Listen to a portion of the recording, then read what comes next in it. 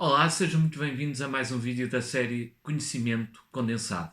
Porque é que eu chamo de conhecimento condensado? A ideia é que, pegando numa citação, numa frase de alguns dos autores que mais me impactaram, de alguma forma, de algum livro que eu li, de alguma palestra que eu assisti, então eu vou trazer aqui essa citação e vou aprofundar um pouco mais, portanto, o conteúdo dessa citação para trazer aqui alguma clareza, alguns insights para ti que estás desse lado, ok? E por isso eu chamo conhecimento condensado.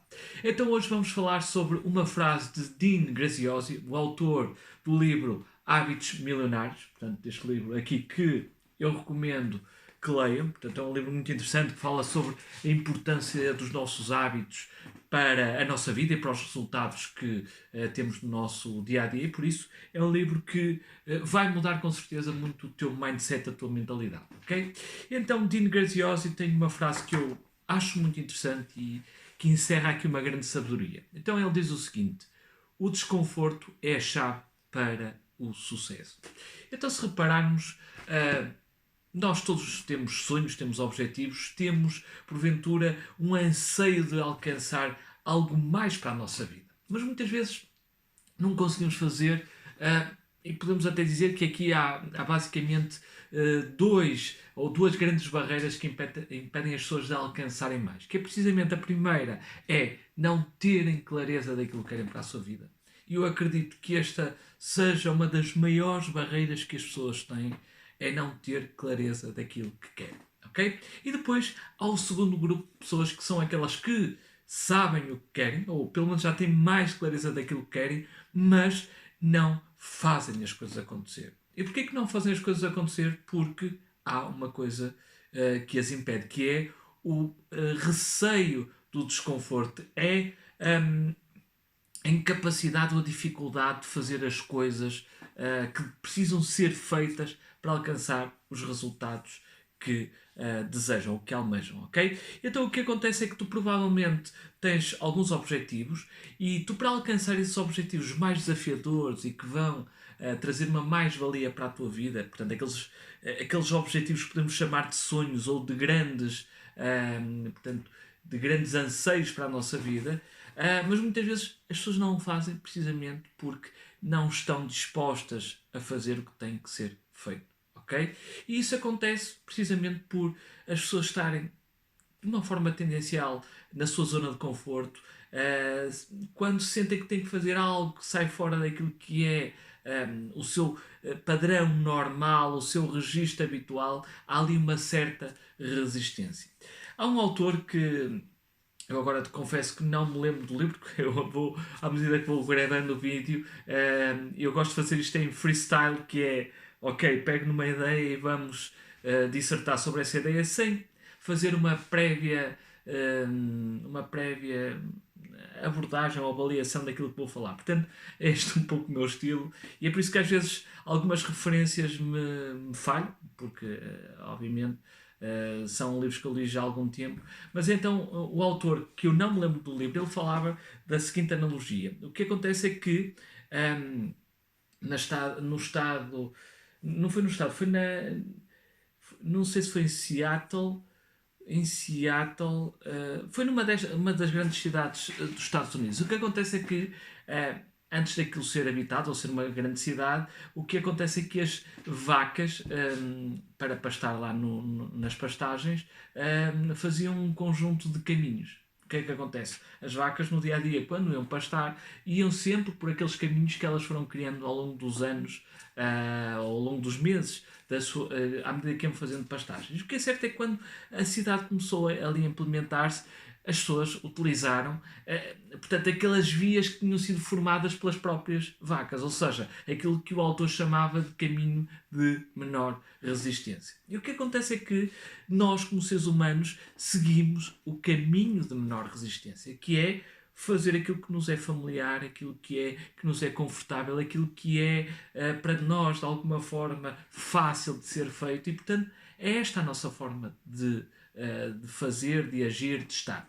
E isso acontece precisamente porque o nosso cérebro, apesar de representar, creio eu, cerca de 2 ou 3% do nosso peso corporal, estamos a falar de algo que, portanto, nunca ultrapassa as 1300 gramas.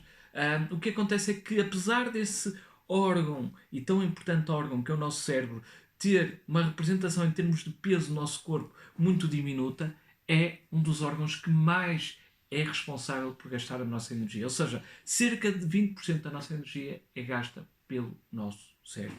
E é por isso, uma forma que tem a ver até com a nossa fisiologia, com a nossa biologia, a tender sempre para a otimização dos recursos, é por isso que temos hábitos. Porque hábitos não exigem que o nosso cérebro, de forma consciente, pense de uma forma tão intensa, e isso leva a que se gaste menos energia. É por isso que muitas vezes, a partir do momento em que tu aprendes a conduzir e fazes um trajeto de casa para o trabalho, trabalho-casa, ao longo de algum tempo, tu muitas vezes fazes essa viagem e nem te apercebes que fizeste, nem que tiveste que portanto, mudar as mudanças, travar, fazer portanto, sinal de direção, pisca-pisca, etc. Portanto, tudo isso já está numa forma tão automatizada que tu já nem pensas nisso. Contudo, tu provavelmente lembras de quando começaste a conduzir, quando tiveste as primeiras aulas, havia ali uma grande resistência, havia ali um grande desconforto. Ok? Porque estavas a fazer algo que era completamente contra a natura. Ok? Portanto, quer dizer, nós temos dois pés, o carro tem três pedais, como é que nós nos safamos com isto? E depois pensar, ok, na direção, depois nas mudanças, quando é que aumento as mudanças, depois olhar para toda a envolvência, portanto, tudo o que se passava à nossa volta, depois tinha o instrutor do nosso lado a dar dicas e a dar ali algumas notas. Portanto, tudo isto era tanta informação que, de alguma forma, foi completamente desconfortável. Agora, se tu não tivesses sido disposto ou estar disposto a passar por esse desconforto, provavelmente hoje nunca conduzirias. Ok? Da mesma forma, acontece na nossa vida. O que é certo é que, fora alguns picos em que saímos da nossa zona de conforto, ou quando entramos, por exemplo, para um novo nível de ensino que exige um novo nível de conhecimentos e de competências a desenvolver, ou num novo trabalho, etc. Aí, obviamente, temos que sair da nossa zona de conforto, está na zona ali de desconforto, mas fora isso, as pessoas depois com o tempo tendem a entrar dentro daquilo que se chama zona de conforto. E a zona de conforto é a zona da morte. Porquê? Porque o crescimento, todos os nossos sonhos, os nossos grandes objetivos estão para além da zona de conforto.